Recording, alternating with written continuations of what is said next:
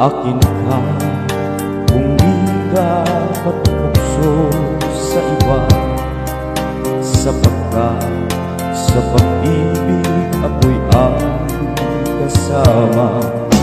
Akin ka kung di ka paaakit sa iba, sana ay maging tapat ka. Akin ka ngayon, akin ka bukas, akin ka sa lahat ng oras.